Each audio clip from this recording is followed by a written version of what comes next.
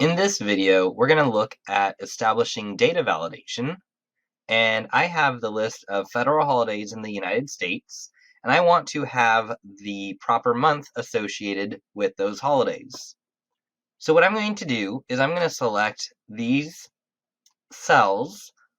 The only thing that I want to have anyone be able to type into these cells are the months. So I'm going to go up, and I'm going to click on Data, and then I'm going to go down and select Data Validation. When I do that, we have a new side window about data validation rules. So I'm going to create a new rule. Because I had selected B3 through B13, that would be column B, rows 3 through 13, these selected cells are going to be what the data validation rule that I establish is applied to. I could choose the data select range if I wanted to select something else, but I've already selected what I want to have my rule apply to. Now, Google has recently updated data validation rules, so we now have our criteria over here on the right side, and you have different options. By default, it's going to say drop down, and it would let you type here what you wanted it to do. There are these other options of the criteria, but because I already have the list of 12 months, I'm going to choose drop down from a range. I'm able to now go and select what is the range of possible entries by clicking on select data range. And for me, I have a separate Google Sheet tab down here. So when I click on months, we see I have my 12 months of the year. So I'm going to click and drag to select A1 through A12. And so we see it establishes we're talking about the months sheet from cells A1 through A12.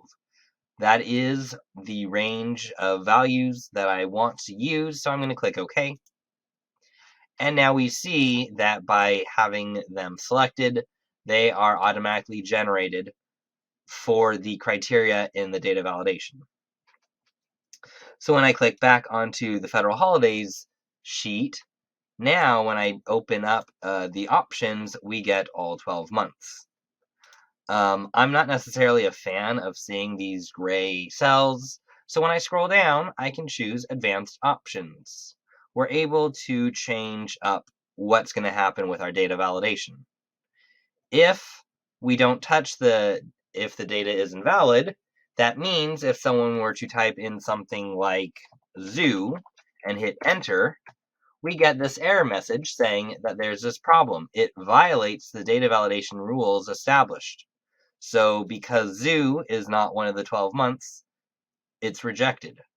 If I choose to have it just show a warning and I type in zoo, when I hit enter, it accepts it, but we have that little red triangle noting that it's an invalid input, that it is not one of the established options for these cells.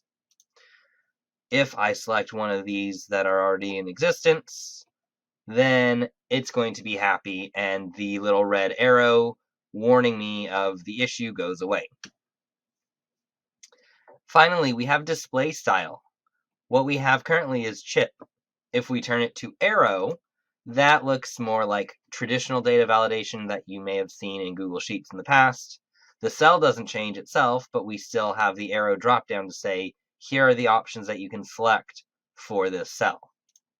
Otherwise, we have plain text, and in that case, we don't even see the arrow drop down, so the data validation is very subtle in this respect. I'll leave it as arrow just so that then people can see these cells have it, and when they choose, they can decide what month they're saying that holiday takes place in.